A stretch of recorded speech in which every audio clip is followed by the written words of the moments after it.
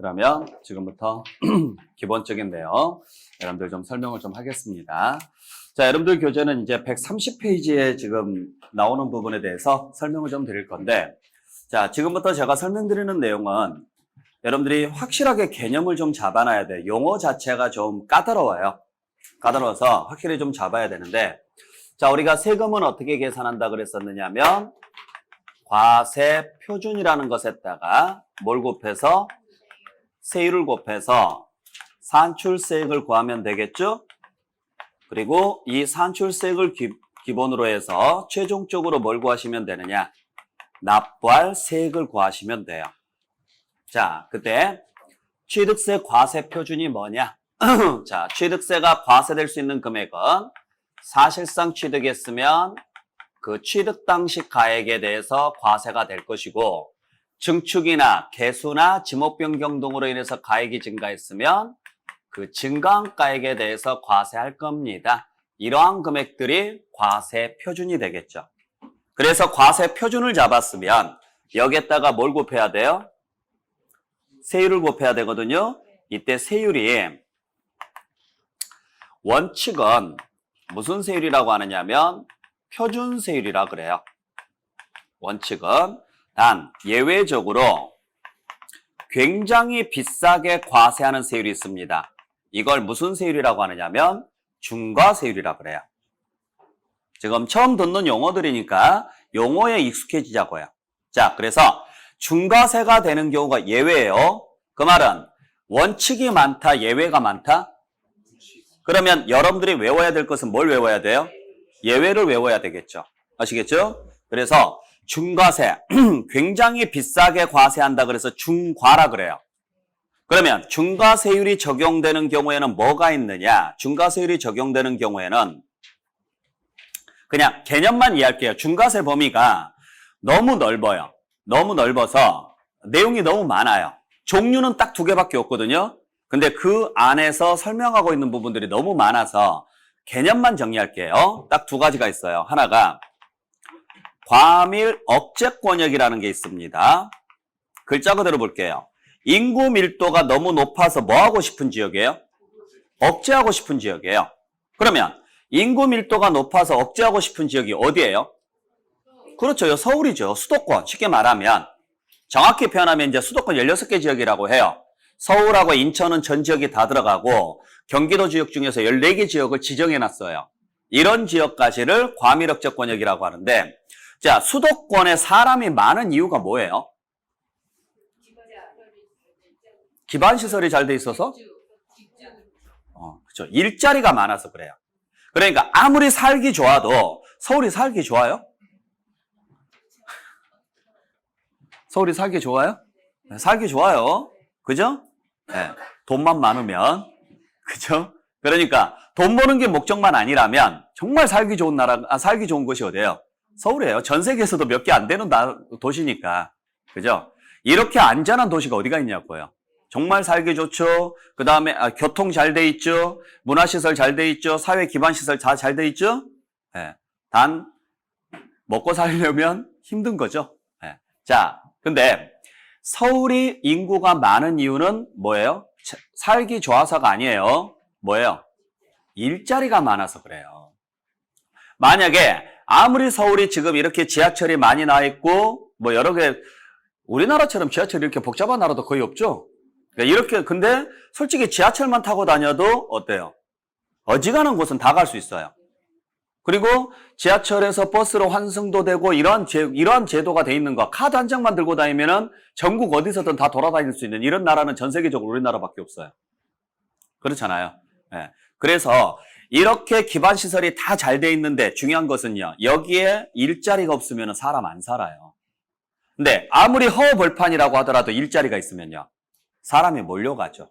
어쩔 수 없어요. 내가 불편하더라도 가정을 먹여 살리려면 돈을 벌어야 돼요. 그러니까 일자리가 있는 곳으로 사람이 갈 수밖에 없죠. 자, 서울이 잘 사는 동네가 될 수밖에 없었던 이유는 하나예요. 처음부터 서울이 잘 살았던 건 아니죠. 그죠? 자, 서울에 일자리가 생겨요. 그러니까 사람들이 어디로 와요? 서울로 와요. 그죠? 사람들이 많이 몰려오니까 세금이 많이 거쳐요. 세금이 많이 거치니까 그걸로요. 기반시설을 만들어요. 그러니까 살기 좋아지니까 또 와요. 그리고 또 사람이 많아지니까 기업이 또 만들어져요. 서울에. 그럼 또 일자리가 생기니까 또 사람이 또 올라와요. 그럼 또 세금이 많이 거치니까 그걸로 또 할 수 있는 일이 많아지는 거죠. 그러니까 수도권 지역은 계속 선순환인 거예요. 사람이 몰리고 돈이 생기니까 또 투자가 가능하고 또 몰리고 돈이 생기니까 투자가 가능하고 반대로 지방은요. 사람이 줄어드니까 일자리도 없고요. 일자리가 없으니까 사람도 줄어들고요. 사람이 줄어드니까 세금이 줄어들고요. 세금이 줄어드니까 유지가 안 돼요. 이게 악순환이 계속 되는 거죠. 자, 그러면 서울이 지금 사람이 많은 이유는 살기 좋아서가 아니다. 뭐가 많아서다? 일자리. 일자리라고 하면 두 개죠? 생산직하고 사무직하고요. 근데 이걸 또 만들겠대요. 그러면 지방의 인구가 수도권으로 또 몰려요, 안 몰려요? 몰리겠죠? 일자리 창출이잖아요. 자, 공장이나 법인을 신증설하겠답니다. 그러면 일자리를 만들었다는 이야기죠? 여기까지는 잘한 짓이에요? 나쁜 짓이에요? 잘한 짓이죠. 일자리 창출은 정말 잘한 거예요.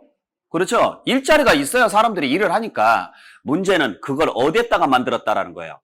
과밀업체권역에 또 만들면 지역 간 불균형이 생겨요. 그래서 이걸 규제하기 위해서 이곳에다가 공장을 만들려면 일단은 뭐 해야 돼요? 땅을 사야죠? 그 다음에 건물을 지어야죠? 또는 매입을 해야죠? 이러한 행위에 대해서 원래 내야 될 취득세의 3배를 부과를 해요. 이게 중과세 규정이에요. 그러니까 의미만 이해하자고요. 의미만. 무슨 말인지 아시겠죠? 두 번째는 자 사치 문화를 조장하는 재산이 있습니다. 이걸 사치성 재산이라 그래요. 그래서 사치 문화를 조장하는 재산에 대해서는 사치 문화를 조장한다 그래서 여기에 대해서는 그냥 솔직히 말해서 꼴 보기 싫다 이거예요. 그래서 5배 중과세요. 원래 내야 될 세금의 5배를 내요. 딱 요 2개밖에 없어요. 자, 그래서 취득세가 중과가 되는 경우는 그냥 들으세요. 교재는 조금 이따 읽어드릴 테니까. 취득세가 중과되는 경우는 2가지다. 과밀업체권역 내에서 공장이나 법인을 세우면 중과세 한다. 두 번째는 사치성 재산을 취득하면 중과세 한다. 자, 그러면 여러분들 사치가 뭐예요? 사치가.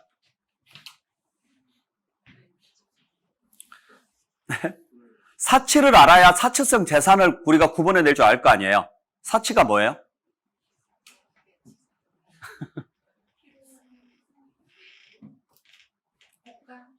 머릿속으로는 뭔가 두둥실 떠다니죠? 떠다니는데 말로는 표현이 안 되죠? 자, 여러분들 자녀분이 와가지고 사치가 뭐야? 하고 물어보면 뭐라고 할래요? 설명을 해야 될 거 아니에요? 뭐라고 설명하실래요? 도대체 그 필요의 기준이 뭔데요?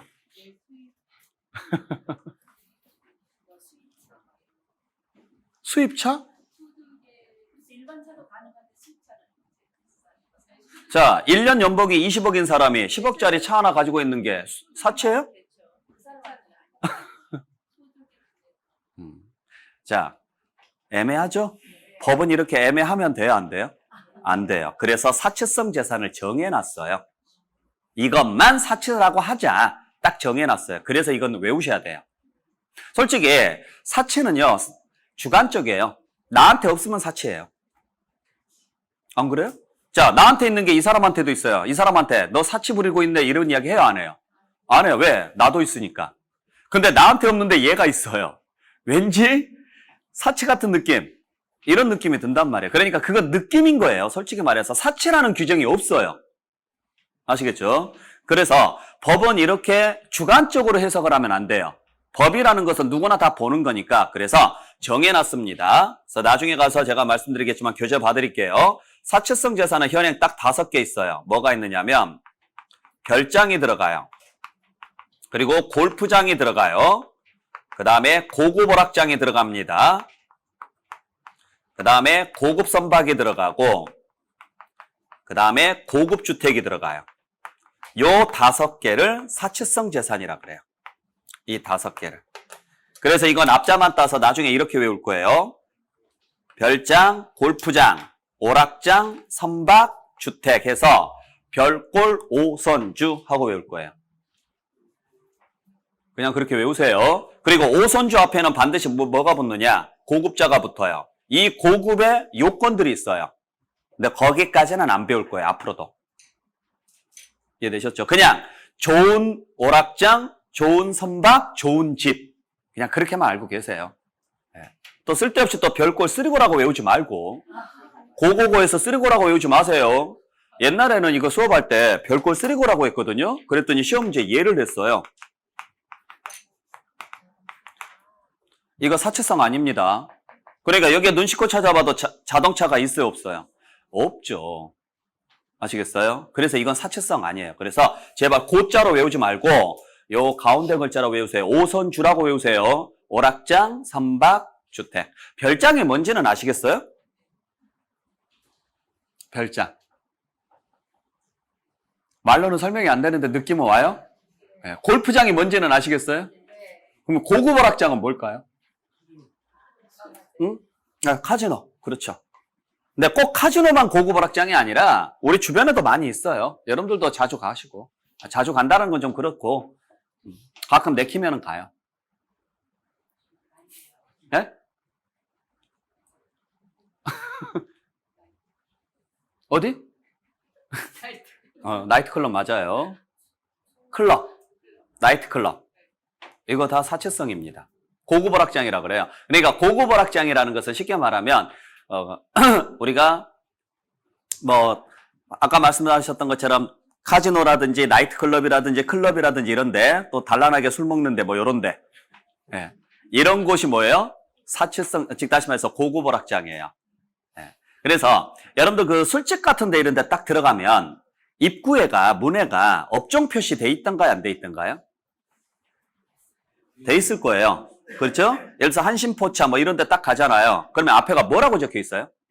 그래요. 일반 음식점이라고 적혀 있어요. 그건 일반 오락장이에요. 노래방 딱 가면은 앞에 뭐라고 돼 있어요? 일반 업소라고 돼 있어요. 그게 일반 오락장이에요. 그런데 딱 가면 앞에가 유흥업소라고 적혀 있는 데가 있어요. 그게 고급 오락장이에요. 그렇게만 알고 계세요. 아셨어요? 혹시라도 클럽 가가지고 부킹할 때 한번 물어보세요. 이거 사채성인지 아닌지 모르면 만나지도 마세요. 그 다음에 고급 선박은 진짜 좋은 선박, 고급 주택은 그냥 진짜 좋은 집. 여기까지가 사채성이라고 하고 이걸 취득하면 몇 배 중과세한다? 5배 중과세합니다. 자, 그러면 이걸 제외한 나머지는 전부 다 무슨 세율을 적용한다? 표준세율을 적용한다. 근데 여기에가 뭐가 있느냐? 특례가 있어요. 특례가 무슨 세율이 있느냐면 중과기준세율이라는 게 있어요. 자, 그래서 일단 사치성 재산하고 과밀억제권 있는 공장 이걸 제외한 나머지 자, 원칙은 무슨 세율인데? 표준세율인데 예외적으로 중과세율이 되는 경우가 있다. 네, 유일하게 취득세에서만 존재하는 제도가 있다. 그게 무슨 세율이냐? 기준세율입니다. 자, 이걸 비교할 줄 알아야 돼요. 그래서 지금부터 이걸 설명을 드릴 건데 잘 들으셔야 돼요. 자, 우리가 법률상 등기나 등록을 해야 되는 것들이 있어요. 아시겠죠? 근데 등기 등록이 무슨 말이에요? 등기나 등록이 무슨 말이에요?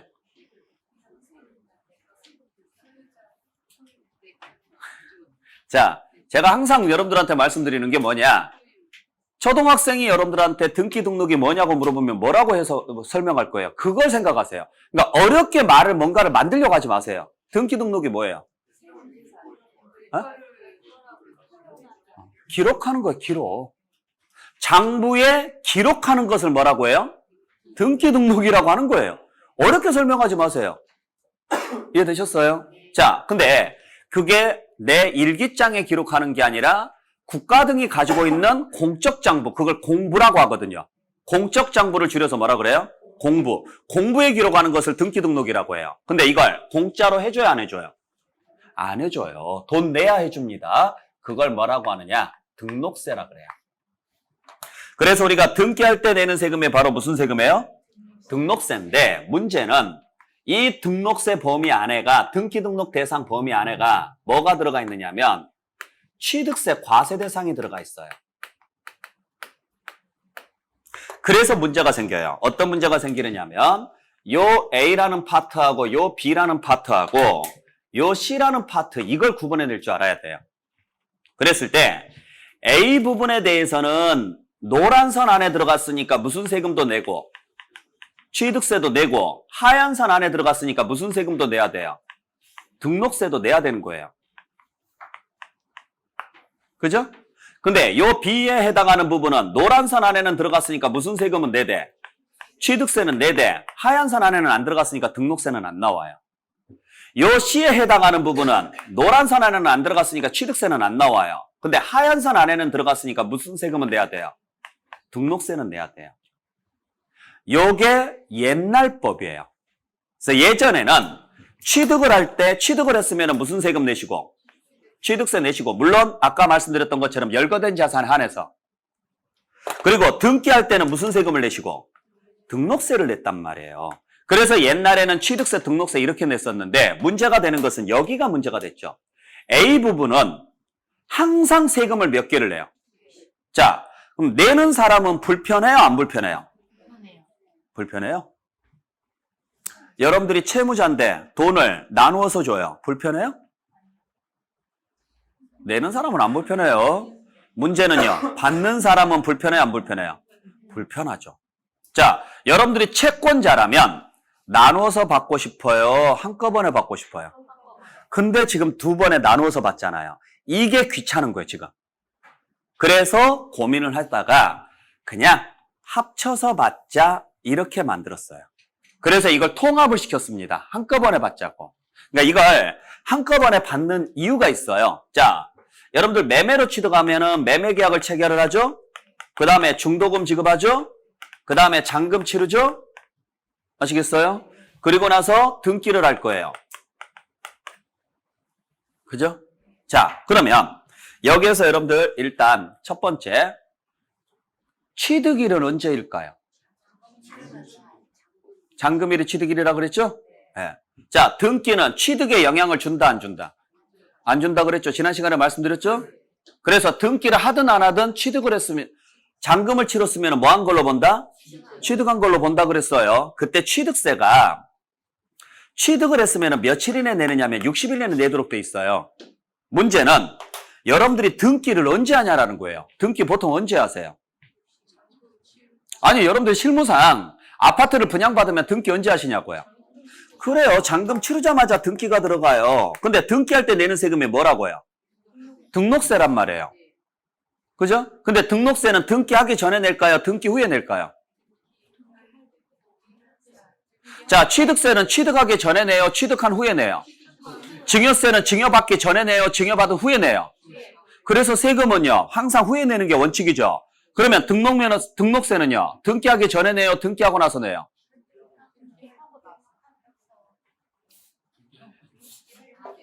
자, 근데 여러분들이 등기를 왜 하려고 그래요? 그러면 등기를 하고 싶어요? 안 하고 싶어요? 하고 싶어요?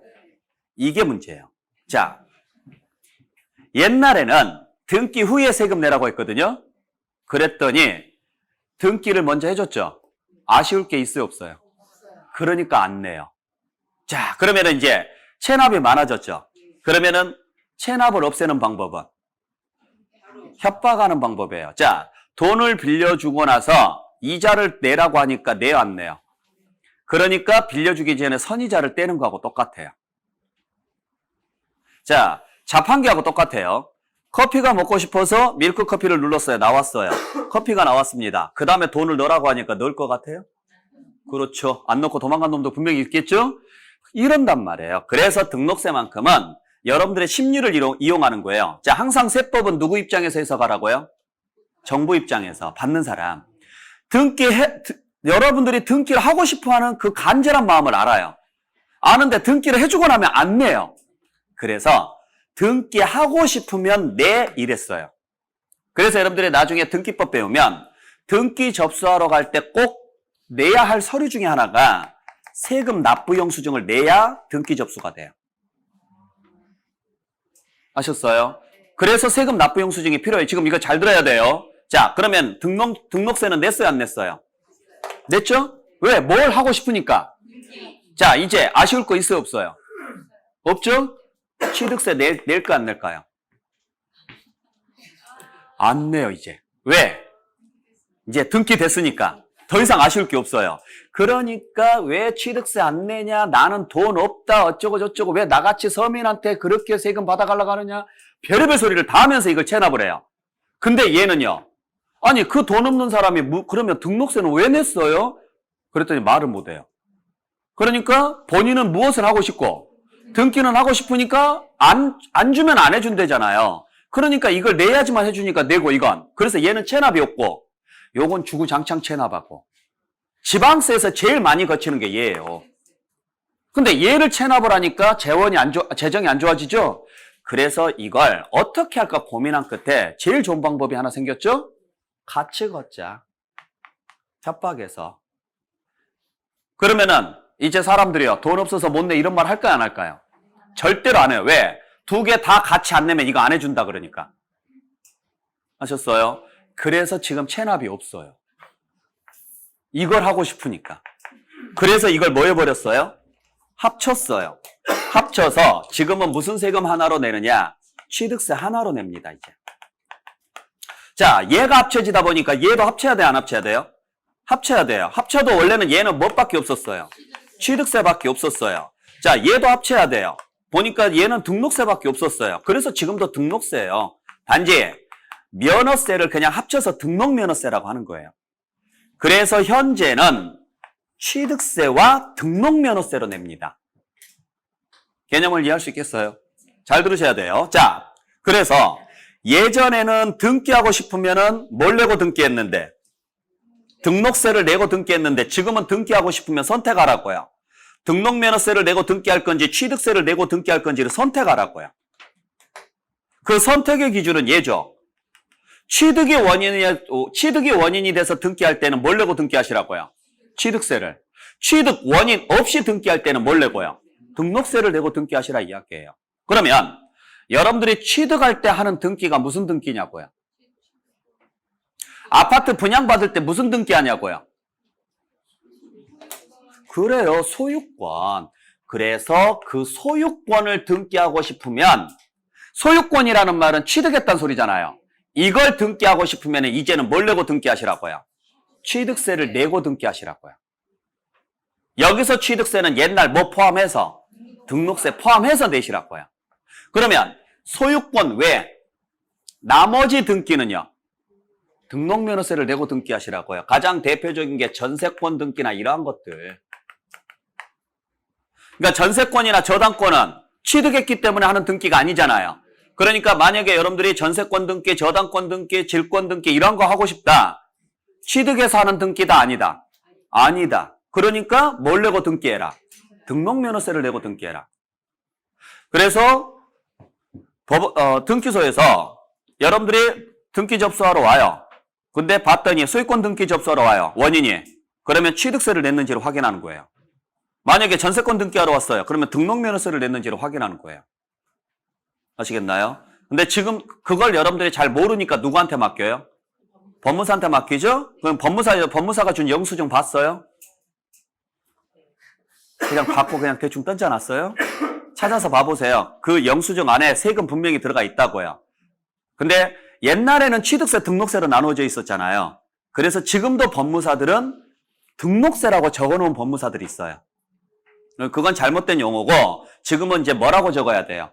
취득세라고 적어야 돼요. 아셨죠? 자, 여기까지는 이해할 수 있겠나요? 자, 다시 한번 강조드립니다. 내가 취득했기 때문에 등기하러 간다. 그러면 취득세를 내고 등기해라.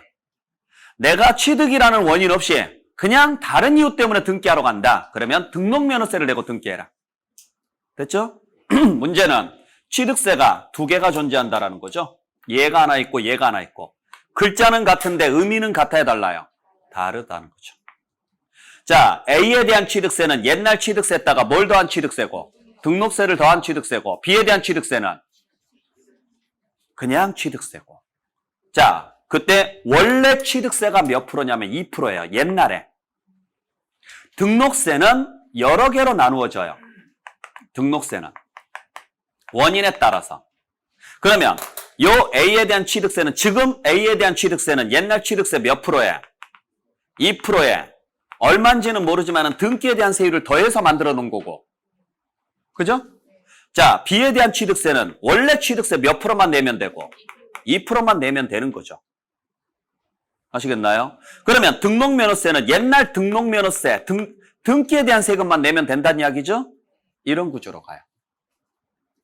이해하셨어요? 자, 그래서 이제는 자, 등기가 필요한 취득이든 등기가 필요 없는 취득이든 관계없이 일단 무엇을 했다면 취득을 했다면 무조건 내야 되는 세금이 뭐다? 취득세다. 취득을 했으면. 단 등기가 필요한 취득일 때는 세율 2개를 합쳐서 내고 등기가 필요 없는 취득일 때는 세율 하나만 내라. 됐어요? 자, 그때 지방세는 전부 다 무슨 세율이라고 하느냐면 표준세율이라고 그래요. 표준세율이라는 말은 무슨 말이냐면 50% 범위 내에서 가감 조정할 수 있는 세율을 말합니다. 자, 잘 들으세요. 지방세 세율은 누가 정할까요? 안 그래요. 그렇게 생각할 것 같은데 안 그래요. 법이 정합니다. 국회에서 정한다고요. 자, 생각해보세요. 상식적으로 지방세 세율을 지자체가 정한다고 생각해보세요. 그러면 이쪽 지역하고 이쪽 지역하고 세율이 같을까요? 다를까요? 달라요. 그러면 세금이 많은 지역이 있고 세금이 적은 지역이 있죠? 어디에 사실래요? 세금이 적은 지역에 사시겠죠? 그러면은 인구가 이동이 되죠? 그러면 세금이 많은 지역은 사람이 없을 거예요. 그럼 사람을 데리고 오려면 뭐 해야 돼요? 낮추겠죠? 그럼 이쪽으로 옮기죠? 그럼 여기 낮추겠죠? 말도 안 되는 세금 덤핑 경쟁이 생겨요. 마지막에 가서는요. 0이에요. 세금이 없어진다고요. 의미 없죠? 그래서 쓸데없이 싸우지 마라. 너희들의 세율도 국회에서 정해줄게. 이렇게 했어요. 단 이게 지방세니까 꼭 지역마다 세율이 같을 이유가 없죠. 지방세니까 자 국세면 다 같아야죠. 근데 지방세는 이 지역하고 이 지역하고 세율이 달라질 수 있어요, 없어요? 있어야 돼요. 지방세니까. 근데 싸울 가능성이 있기 때문에 일단 뭘로 만들어 놓은 다음에 법으로 만들어 놓은 다음에 지자체에게 권한을 준 거예요. 50%만 벗어나지 않으면 니들이 조절해. 이렇게 조절이 가능한 세율을 무슨 세율이라고 그래요? 이걸 표준세율이라고 그래요. 참고로 이게 조절이 안 되는 세율을 일정세율이라고 그래요. 아시겠어요? 그래서 자 예를 들어서 신축 같은 경우는 몇 프로로 주어져 있느냐면 2.8%로 주어져 있어요. 자 보세요. 신축은 취득이 아니에요. 신축은 취득이 아니에요. 취득이죠? 그러니까 무슨 세금 내라고요? 취득세를 내라고요. 아셨죠? 등기해야 돼, 안 해야 돼요? 해야죠? 그러니까 이걸로 내라고, 이걸로. 그랬을 때 2.8%래요, 그게. 어떻게 만들어진 건지 아시겠죠? 취득세 몇 프로에? 2%에 원래 등록세 0.8%. 그래서 이거 더해서 지금은 몇 프로로 내라고요? 2.8로 내라 이렇게 돼 있어요. 자, 그러면 신축을 하면은 2.8%를 적용을 하는 게 맞는데 어지간하면은 몇 프로 적용하라고요? 2.8% 적용하라고요. 아셨어요? 근데 만약에 어떤 특수한 상황이 발생했으면 니들이 따로 정해. 몇 프로만 벗어나지 않으면. 그러면은 2.8%에 50%면 얼마예요? 1.4. 1.4를 더하면 4.2. 1.4를 빼면 1.4. 자, 숫자 문제는 안 나오니까 신경 쓰지 마세요. 그러면 자, 예를 들어서 지난번처럼 강원도에 산불 나가지고 피해 받으신 분도 있죠? 그분들이 재산상 피해를 보신 분들이 다시 건물을 지어요. 그거 원래 세금 내야 되거든요? 근데 그분들은 재해를 당했기 때문에 힘들잖아요. 그러면은 그분들을 위해서 강원도에서는요, 우리 지역에서 이번에 재해 받으신 분만 1.5%로 할게요. 이렇게 할 수 있어야 돼요, 없어야 돼요? 그렇죠. 그렇게 하라고요. 그래서 만들어 놓은 게 이거예요. 이렇게 움직일 수 있는 범위를 뭐라고 하느냐? 탄력률이라 그래요.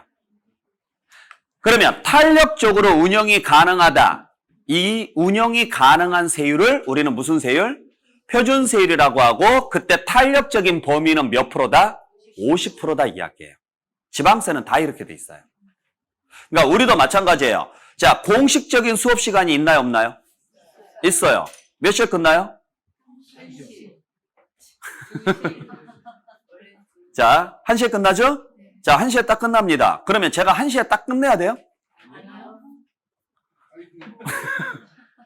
어지간하면 1시에 끝내야죠. 약속이잖아요. 근데 시간표가 없으면 여러분들은 예측할 수 있어요, 없어요? 그러니까 시간표를 만들자고요. 자, 10시에 시작해서 1시에 끝나는 걸로 합시다 라고 일단 시간표를 만들었죠? 그게 표준세율이에요. 쉽게 말하면.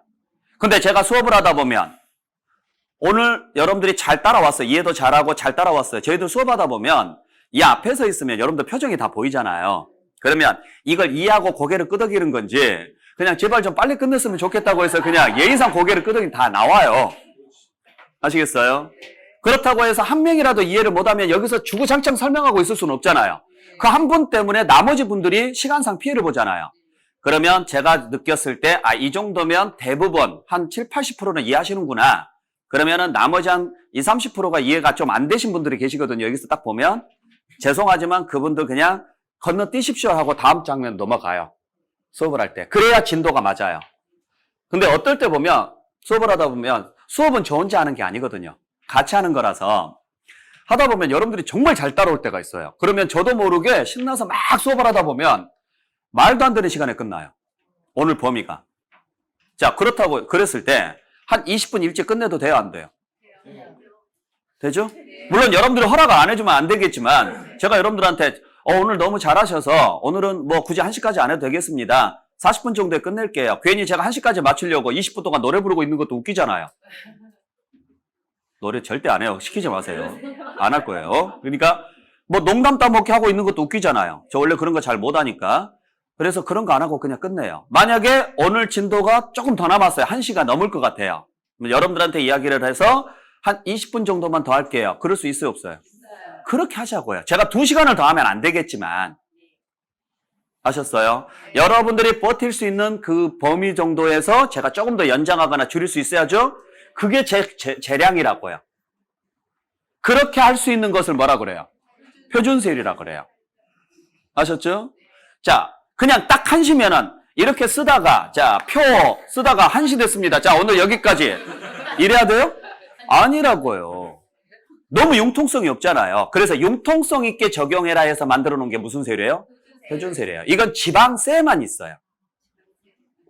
됐죠? 그래서 지방세 세율은 다 무슨 세율이라고 한다? 표준세율이라고 한다. 단 굉장히 비싸게 과세하는 세율이 있다. 그걸 중과세율이라고 한다. 그러면 여기에만 뭐가 가능해요? 가감 조정이 가능해요. 여기에 해당하는 세율만. 요건 가감 조정하면 돼요, 안 돼요? 안 된다고요. 그러니까 이 세율의 3배, 이 세율의 5배 이렇게 중과세하는 게 중과세율. 아시겠어요? 자, 이런 식으로 가요. 자, 문제는 취득세는 지방세다, 국세다? 지방세다. 그러면 얘도 당연히 세율은 가감 조정할 수 있어야 된다, 없어야 된다? 있어야 되는데 문제는 2개가 존재한다라는 거예요.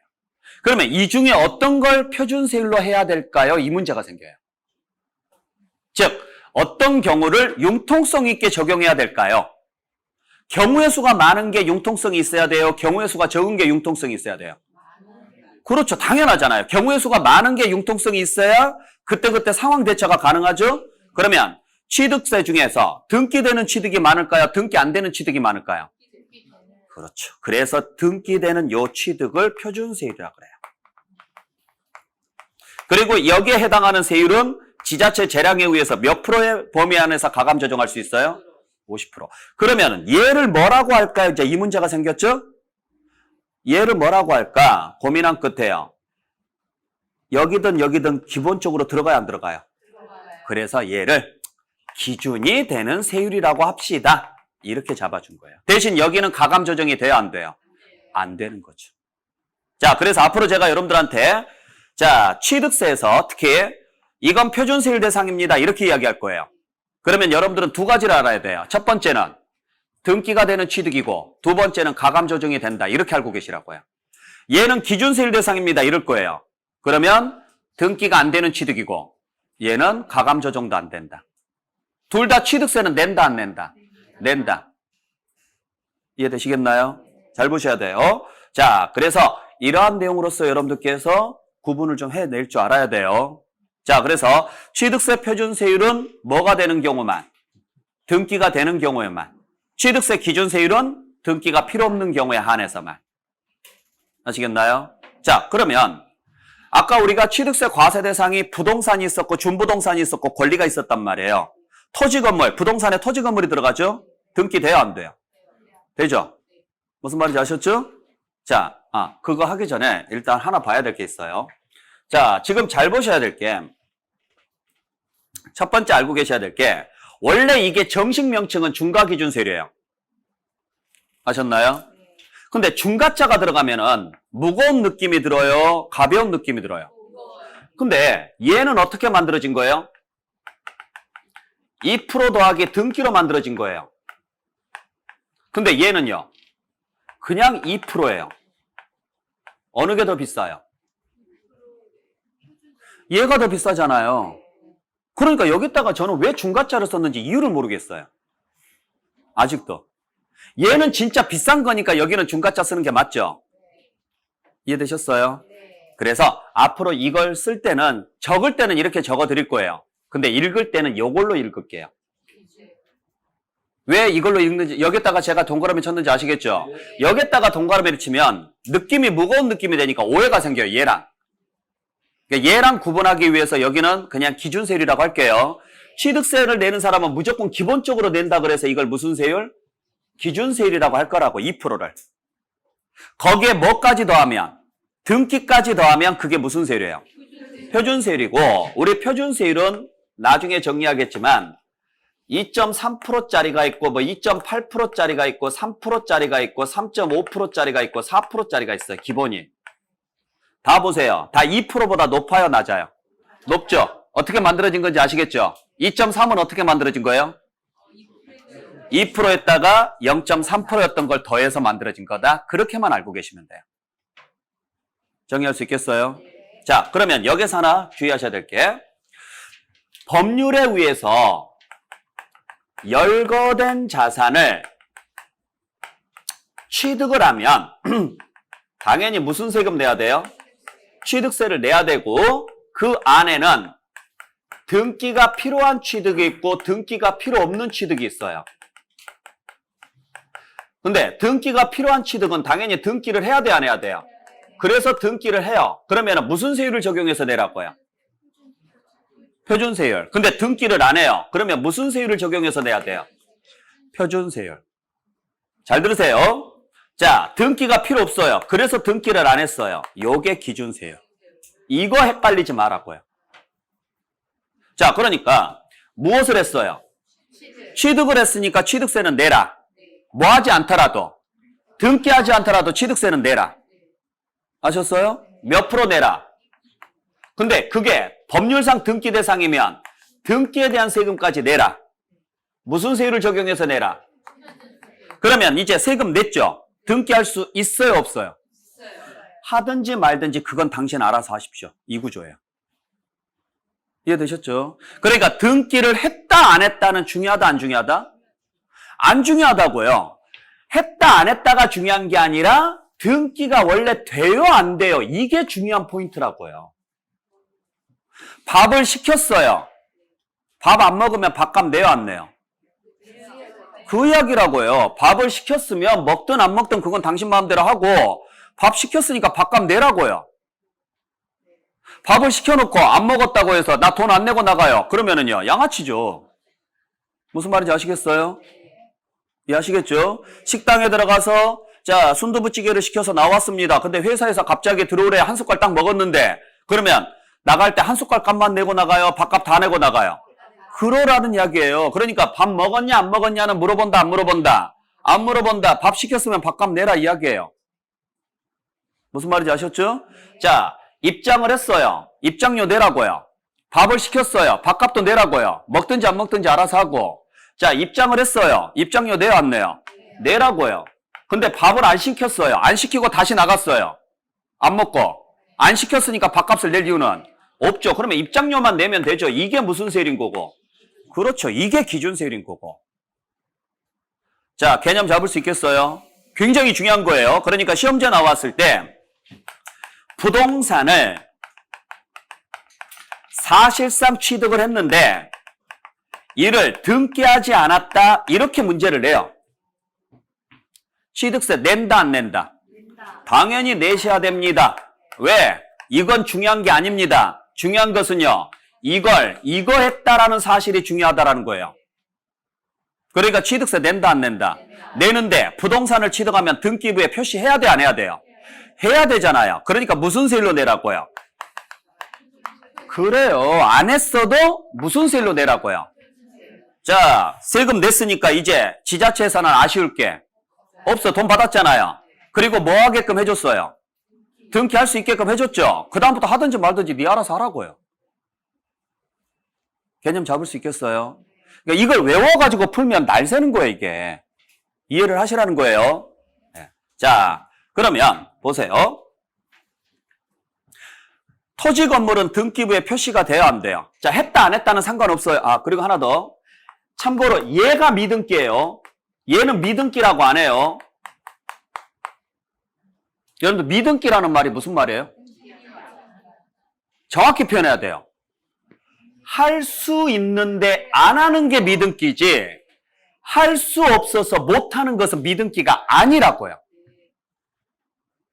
공부를 할 수 있는데 안 하는 거하고 할 수 없어서 못하는 거하고는 같다 다르다. 여러분들은 할 수 있다 없다? 한다 안 한다? 알겠어요. 네. 아시겠죠? 자, 그러면 여러분들이 지금 잘 보셔야 될 게 뭘 보셔야 되느냐면 자, 우리 취득세 과세대 상해가 부동산인 토지 건물이 있었어요. 이거 등기 등록 돼요 안 돼요? 되죠? 자, 준부동산에가 선박 항공기 기계정비 차량 임목이 있었어요. 이거 등기 등록 돼요 안 돼요? 되죠? 보세요. 대부분이 다 뭐가 되는 것들이에요? 그러면 부동산 등을 사실상 취득했으면 사실상 취득했다 무슨 말이에요? 원시 취득하거나 승계 취득했다. 그러면 취득세 낸다 안 낸다? 내고 당연히 등기부에는 소유권 등기하죠. 원시 취득이면 소유권, 보존 등기를, 승계 취득이면 소유권, 이전 등기를. 그러니까 무슨 세율을 적용해서 내십시오? 표준세율. 아까 제가 지워서 그러는데 이걸 적어놓고 설명을 해야 되는데요. 자, 그래서 대부분은 다 무슨 세율이라고요? 표준세율이에요. 무슨 말인지 아시겠어요? 자, 그러면은 우리가 찾아야 될 것은 얘를 찾아야죠. 그러면 우리가 등기가 안 되는 게 있을까 없을까? 있다라는 거죠. 그 중에 가장 대표적인 게 뭐냐면 아까 제가 말씀드렸던 시설. 그거 아까 뭐 없다 그랬어요 제가? 지붕이 없으면 등기부에 표시가 안 돼요. 그러니까 못하는 거죠. 안 하는 게 아니라 못하는 거예요. 아시겠나요? 그래서 여러분들이 건물을 가지고 있거나 땅을 가지고 있거나 할 때 등기부를 딱 띄워보면 토지 등기부하고 건물 등기부 나와요 안 나와요? 나올 때 밖에 설치해 놓은 시설들은 등기부에 안 나와요. 근데 그거 취득세 낸다 안 낸다? 낸다고요. 내긴 내는데 등기부에는 표시가 안 된다고요. 그러니까 이건 내야 된다 안 낸다? 내야 되지만 이게 안 된다고요. 그러니까 몇 프로만 내고 끝내라고요. 자, 그래서 잘 보세요. 땅을 샀습니다. 취득입니까 아닙니까? 그러니까 취득세 내라고요. 취득 맞죠? 토지를 매입했으면 취득 맞죠? 자, 이거 등기부에 표시해야 돼 안 해야 돼요? 해야 되니까 표준세율로 내라고요. 자, 여기에다가 집을 지었습니다. 취득입니까 아닙니까? 취득세 낸다 안 낸다? 낸다. 등기부에 표시한다 안 한다? 한다고요. 그러니까 표준세율로 내라고요. 그리고 이 앞에다가 수영장을 만들었어요. 취득세 낸다 안 낸다? 낸다고요. 등기부에 표시한다 안 한다? 안 한다고요. 그러니까 얘가 기준세율로 내라고요. 이 구조예요. 그래서 나중에 가서 이걸 딱 등기부 띄워보면 얘하고 얘만 나와요. 얘는 안 나와요. 등기부에. 그러면 얘는 미등기다 아니다? 아니라고요. 얘는 법률상 등기가 안 되는 거라고요. 무슨 말인지 아시겠어요? 그러니까 등기를 안 하는 게 아니라 못하는 거예요. 못하는 것. 얘는 미등기가 아니라고요. 그런 구조로 가는 거죠. 얘를 등기 안 하면 미등기고, 할 수 있는데 안 하면 미등기인 거고, 얘는 할 수 없으니까 못하는 거고, 그러니까 얘는 몇 프로만 내고 끝내는 거고, 2%만 내고 끝내는 거다 이야기죠. 이해할 수 있겠어요? 네. 이걸 알아야 이 전체적인 내용이 판단이 돼요. 네. 그래서 아까 제가 시설 설명할 때 이거 지붕 없습니다라고 말씀드리는 게, 나중에 공시법에서 등기법 배우면 분명히 거기 나올 거예요. 등기 대상과 등기 대상이 아닌 거 배울 건데, 등기 대상 아닌 거에 지붕이 없는 거라고 나와요. 지붕이 없는 것은 등기부에 표시가 안 된다고 나와요. 이해하셨어요? 네. 자, 그래서 이 정도 여러분들이 알고 계시면 돼요. 자, 그래서 여러분들 보시면 130페이지에 표준세율 나와 있죠? 자, 의를 보죠. 표준세율이란 지방세를 부과하는 경우에 통상적으로 적용해야 할 세율이지만 지방자치단체 재정상의 이유 또는 기타 특별한 사유가 있으면 지방자치단체의 판단에 따라 이에 따르지 아니할 수 있는 것을 말한다. 즉 2.8%로 줬으면 2.8%를 적용하는 게 맞지만, 쉽게 말하면 수업시간을 3시간을 줬으면 3시간 수업하는 게 맞지만 이야기예요. 근데 그날 상황에 따라서 그 3시간을 안 지킬 수도 있다. 그 이야기라고 지금. 그러니까 3시간을 무조건 지키지 마라가 아니라 어지간하면 뭐 하라고요? 지켜라. 근데 특별한 사정이 있으면 그때는 안 지킬 수도 있다. 그렇다고 해서 너무 차이가 나면 안 되니까 범위를 잡아줬다. 그게 그 밑에 2번에 부동산 취득의 세율에서 세 번째 줄 보세요. 얼마 범위 내에서 100분의 50 범위 내에서 가감할 수 있다. 이렇게 표현한다고요. 됐나요? 네. 그래서 그 밑에 보면 이제 상속부터 해가지고 쭉 나와 있습니다. 그게 다음 장에 보시면 표로 돼 있어요. 표로 나와 있죠? 나중에 이걸 외우는 방법을 알려드릴 테니까 지금은 그런가 보다 하세요. 됐어요? 네. 이걸 그냥 간단하게 정리해서 지금 요 5개로 제가 모아놨어요. 그러니까 이거라고요. 이걸 이제 풀어서 배울 거예요. 자, 그 다음에 그대로 넘겨서 어디로 가느냐? 135페이지로 가보세요. 자, 거기에 양가로 2번 보세요. 양가로 2번의 첫 번째 줄 볼게요. 135페이지 제일 위에. 양가로 2번에 등기 등록 대상이 아닌 취득 나와 있죠. 그래서 첫 번째 줄에 보시면은 다음 어느 하나에 해당하는 취득에 대한 취득세는 무슨 세율을 적용한다? 중과 기준세율, 그냥 줄여서 기준세율을 적용하여 계산한 금액을 그 세액으로 한다. 아셨죠? 그래서 동그라미 1번부터 밑에 동그라미 7번까지 쭉 나와 있죠. 자, 여기에 나와 있는 것들은 다 공통점이 뭐다? 아니, 뭐 지붕이 없다요. 자, 여기에 있는 것들은 다 공통점이 취득이다 아니다? 등기부에 표시가 된다 안 된다?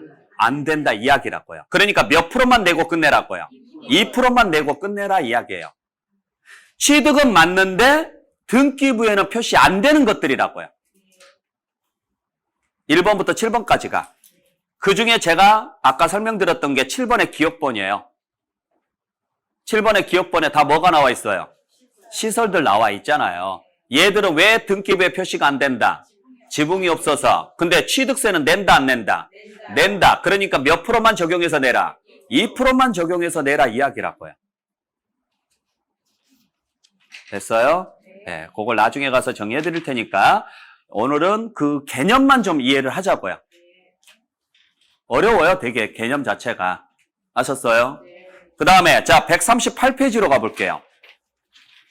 138페이지에 자 2번에 뭐 나와 있어요? 그렇죠. 중과세율 나와 있죠. 제일 위에. 굉장히 비싸게 과세하는 거 나와 있죠. 네. 거기에 밑에 표를 보시면 1번, 2번, 3번, 4번, 5번 나와 있는데 자 굳이 볼 필요는 없어요. 아셨죠? 여기에 이 표에 1번, 2번 보세요. 내용 엄청 복잡하죠? 그걸 줄여서 이렇게 적어 놓은 거예요. 1번, 2번이 이거예요. 과밀억제권역 내에서 공장이나 법인을 세우면 몇 배 중과세냐? 3배. 그래서 그냥 1번, 2번 묶어서 3배라고만 적어 놓으시면 돼요. 왜 글자를 이렇게 적어 놨는지는 나중에 설명드릴게요. 아셨어요? 그러니까 이거 읽으면 머리 아파요. 하지 말게요. 아셨나요? 더군다나 재밌는 건 3배라는 3이라는 숫자가 안 보여요. 그죠? 네, 그 이유가 있어요. 그러니까 일단은 3배라고 알고 계세요. 그 다음에 동그라미 3번이 사치성이에요. 여기에 5배인데 여기는 또 4라고 돼 있어요. 그죠? 일단 5배라고 알고 계시고, 이 사치성 재산은 지금 하나가 빠졌는데 고급선박에 빠졌어요. 고급선박 같이 넣어주세요. 그 가로 안에. 왼쪽에 보시면은 그 기출에 보면은 1번에는 고급선박 들어가 있죠. 5개 들어가 있죠. 별골 5손주. 네, 근데 요 표에만 지금 아마 하다가 지금 빠져버린 것 같아요. 그 다음에 동그라미 4번하고 5번은 몰라도 돼요, 이거. 중복이니까 놔두고. 자, 그러면 잘 들으세요. 제가 분명히 3배, 5배라고 적어놨죠? 그죠? 자, 3배, 5배라고 적어놨는데, 여기는 3배, 5배라고 안 돼 있어요. 이유가 있어요. 자, 이건 그냥 들으세요. 신축을 하면은 2.8이라고 그랬죠, 아까. 2 더하기 0.8로 만들어진 거거든요. 그러면 별장을 신축을 하잖아요. 일단 신축이니까 몇 프로 내야 돼요? 2.8% 적용해서 내야 돼요. 근데 이게 사치성이면 몇 배 중과세 한다고요? 그 5배가 원래 여기에 5배예요. 이건 안 건드려요. 근데 이게 합쳐지다 보니까 문제가 생긴 거예요. 그러면은 여기만 5배 하고 싶다고, 여기만. 요건 안 건들고. 그러면 플러스 2%, 플러스 2%, 플러스 2%, 플러스 2%예요. 5배 됐죠? 거기에 얘는 그대로 가고. 그래서 10.8%예요. 됐나요? 자, 이걸 글자로 쓸 때 뭐라고 쓰느냐? 요게 무슨 세율? 그러면 요게 무슨 세율?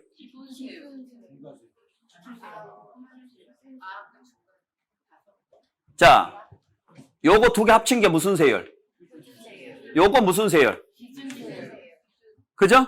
그래서 표준세율과 기준세율의 4배를 합한 세율 이렇게 가요. 네, 그래서 5배. 그래서 하지 말라고요. 무슨 말인지 아시겠어요? 자, 요게 무슨 세율? 요게 무슨 세율? 자, 표준세율에다가 기준세율에 1, 2개, 3개, 4개, 4배. 이걸 합치니까 이게 5배가 되는 거죠. 법을 딱 이렇게 그지같이 만들어놨어요. 아셨어요? 네. 그래서 하지 말라는 거예요. 그냥 대충 하자고요. 아시겠나요? 그래서 오른쪽으로 가볼게요. 오른쪽에 139페이지에 제일 위에 보세요. 양가를번에 중과세 취지 나와 있죠? 취지. 거기에 3번째 줄 끝에 보세요. 뭐라고 돼 있어요? 표준세율과 중과 기준세율의 100분의 400을 합한. 자, 100분의 400이니까 몇 배? 4배인데 거기에 뭔지는 모르지만 하나를 뭐 해버렸어요? 합쳤어요. 그래서 그냥 몇 배라고 알고 계시라고요? 5배라고 알고 계시라고. 이걸 4배라고 외우신 분들이 있어서 그래요.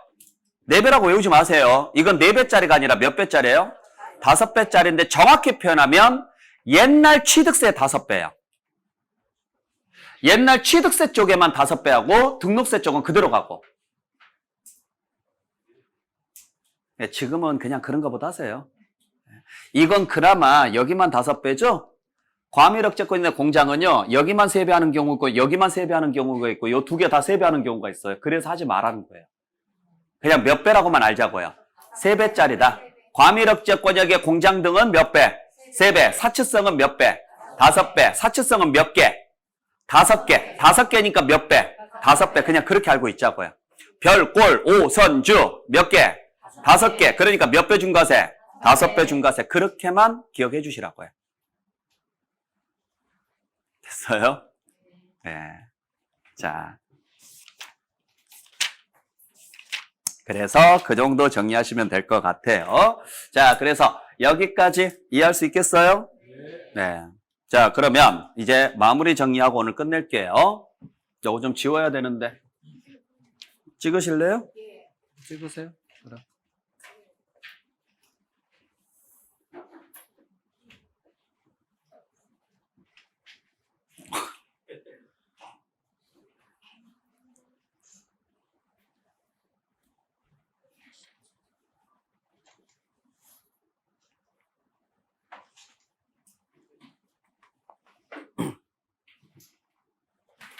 다 됐나요? 나중에 영상 보고 찍으셔도 돼요. 네. 자, 일단 좀 지울게요. 자, 그러면은 이제 과세표준에다가 뭘 곱해서? 세율을 곱해서 뭘 계산했어요? 세액을 계산을 했고, 최종적으로 뭐가 나왔어요? 자, 그러면 이 세금을 고지서 받아서 내야 돼요? 신고하고 납부해야 돼요?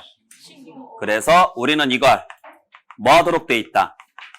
신고하고 납부하도록 돼 있다. 단, 이를 뭐 하지 않으면? 이행하지 않으면 지방자치단체에서 뭐해서? 결정해서 고지서를 보낼 것이다. 이렇게 고지서 보내서 징수하는 것을 보통 징수라고 한다. 그리고 이때는 당연히 뭐가 추가돼서 나올 것이다? 가산세가 추가돼서 나올 것이다. 이야기죠.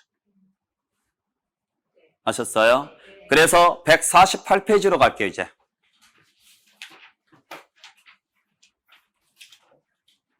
자, 148페이지에 보시면 2번에 뭐가 나와 있어요? 신고납부 나와 있죠? 이게 원칙이라고요. 신고납부가. 됐나요? 그런데 다음 장 넘겨보시면 151페이지에 4번에 보니까요. 뭐 나와 있어요? 보통징수 나와 있죠? 예, 이게 예외고. 자, 그래서 이걸 다시 한번 정리하겠습니다.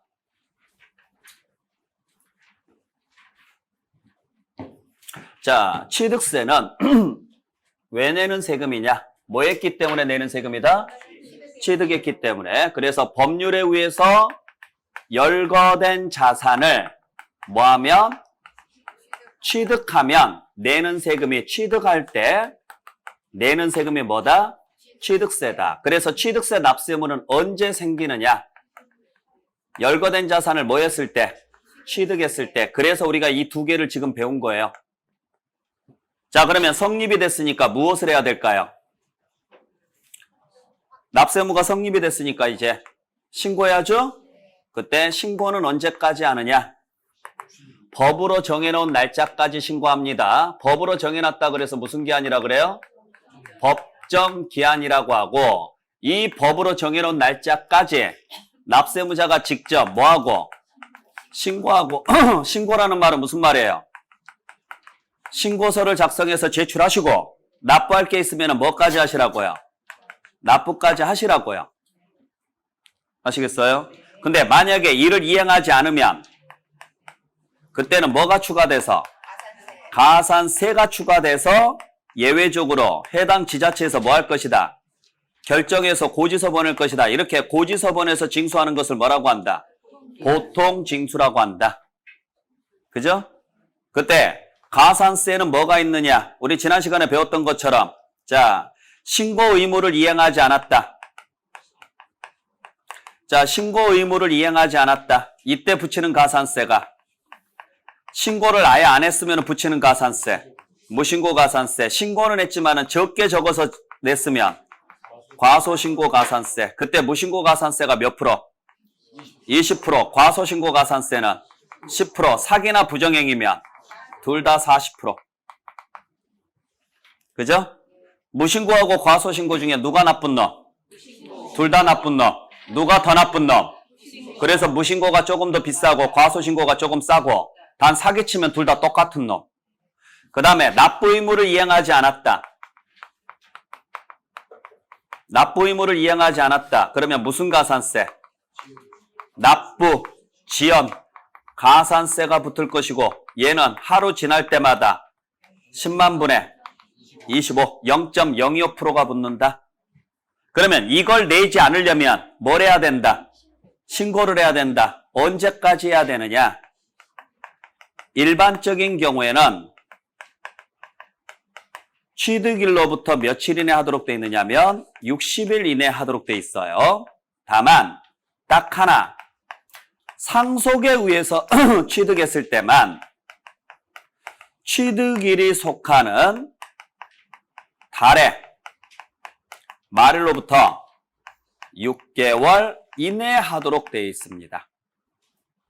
자, 그래서 잘 보셔야 될 게, 원칙은 며칠이라고요? 60일. 원칙은 60일이에요. 원칙은. 근데 딱 하나 6개월짜리가 있다. 그게 어떤 경우다? 상속이다. 상속만 몇 개월이다? 6개월이고, 그리고 개월수로 가면은 반드시 달의 말일부터예요. 뭐부터라고요? 달의 말일부터. 그래서 일수로 갈 때는 그 날로부터인데 월수로 갈 때는 그 날로부터가 아니라 달의 말일자, 이 말이 꼭 들어가야 돼요. 자, 왜 상속은 6개월일까요? 그렇죠? 쉽게 말해서 복잡해서가 아니라 재산을 찾는 시간이 오래 걸려서 그래요. 그러니까 우리가 정상적으로 사망하셨으면 보통 예를 들어서 뭐 할아버지 할머니 돌아가시고 부모님 돌아가시고 그다음에 뭐 본인 자식 이런 순서대로 가잖아요. 예를 들어서. 그리고 정상적으로 예를 들어서 이제 나이가 드셔서 가셨다. 이렇게 가시면 대부분들은 다 어떻게 하시느냐? 내가 보험 뭐 들어놨고 치매가 안 걸렸다면 뭐 어디에 뭐 있고 이런 것들 다 정리해줘야 안 해줘요? 해줘요. 근데 불의의 사고로 갑자기 돌아가신 게 이게 문제예요. 그러면 이걸 정리를 해줄 시간이 없었잖아요. 근데 대한민국 사람들은 대부분 그래요. 모르게 딴 주머니 차요. 자, 잘 생각해보세요. 지금 여러분들이 가지고 있는 재산 단 1원이라도 자식들이 다 알아요, 몰라요? 대부분은 알 수 있지만 전체를 다 알아요, 몰라요? 그래요. 이게 문제라고요. 그러니까 나는 아는데 나도 잘 모를 때도 있어요. 들어놓고 예를 들어서 보험 들어놓고 까먹을 때도 있잖아요. 어찌됐든지 간에 다 오픈을 안 시켜놓는 게 문제예요. 나중에 물어보면 왜 오픈 안 시켰냐고 물어보면 뭐라 그래요? 그 되게 신기한 게 뭐냐면 보험 들 때 있잖아요. 보험 들 때 수익자를 보통 사망시 수익자를 누구라고 해요?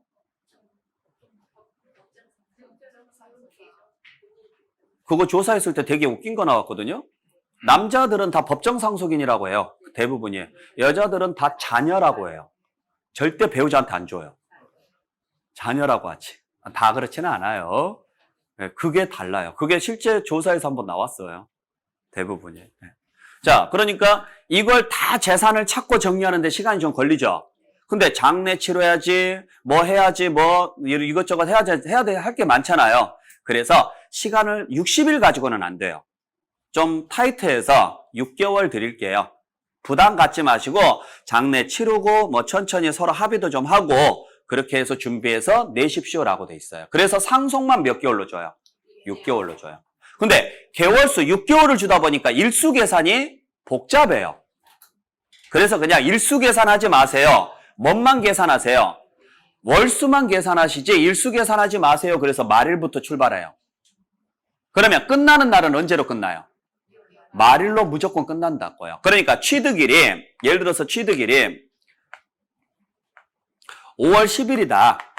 예를 들어서 그러면 대부분은요. 5월 10일부터 10일 다음 날부터 11일부터 세야죠. 60개를 다 세야 돼요. 손가락으로. 아셨죠? 그러면 언제가 돼요? 아니 여기 이 경우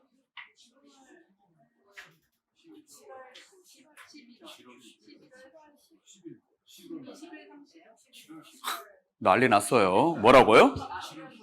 7월 9일이죠? 7월 9일이잖아요. 왜냐면 5월 달에 하루가 더 있으니까 7월 달에 하루를 더 빼야 될 거 아니에요. 알죠? 31일짜리하고 30일짜리. 1, 2, 3, 4, 5, 6, 7, 8 두 번 튕겨야 돼요. 가운데 들어가면 30일짜리, 위로 올라가면 31일짜리. 알죠? 네. 자, 그렇게 계산하는 거. 근데 이 경우는 그러지 말라고요. 그냥 5월 10일이면 언제로 가라고요? 아니요, 그냥 10일을 없애고 5월만 잡으면 돼요. 5 더하기 6은. 제발 이런 거 하지 마시고. 그냥 5 더하기 6은 11월, 그 다음에 말일이니까 그냥 30일 딱 이렇게 끝내라고요. 그러니까 이게 날짜 문제가 잘 나와요. 5월 10일 줘놓고 11월 10일을 줘요. 중간 날짜로 나오면 된다, 안 된다? 안 되죠. 그러면 자, 이런 식으로 표현을 하면은 말하는 사람도 편리하고 듣는 사람도 편하죠. 자, 7월 9일까지 신고해야 됩니다. 라고 하면 7월도 기억해야 되지만은 9일까지도 기억을 해야 돼요. 근데 상속은요? 언제 돌아가셨어요? 라고 물어봤을 때 5월 달인데 그날이 9일인가? 아니요, 몇 월 달인지만 알면 됩니다. 5월 달에 돌아가셨어요. 그러면 11월 말까지만 신고하시면 됩니다. 자, 말하는 사람도 편하고 듣는 사람도 어때요? 편하다라는 거죠. 그렇게 하라고 해서 만들어 놓은 거예요. 그래서 원래 세법은 다 신고 기간이 다 개월수로 나와요. 유일하게 일수 남아있는 게 얘밖에 없어요. 솔직히 저는 얘도 2개월로 바뀌어야 된다라고 생각하는 사람인데 뭐 그냥 이렇게 놔뒀으니까 놔두고요. 아셨죠? 그래서 여러분들 148페이지에 일반적인 경우에서 보시면 두 번째 줄 끝에 며칠이라고 돼 있어요? 60일. 됐죠? 근데 오른쪽에 보죠. 오른쪽에 2번에 상속 나와 있는데 두 번째 줄에요. 몇 개월? 6개월입니다. 6개월인데 첫 번째 줄 보시면 상속 개시일부터예요? 달의 말일부터예요? 달의 말일부터. 달의 말일에 밑줄을 그어놔야죠.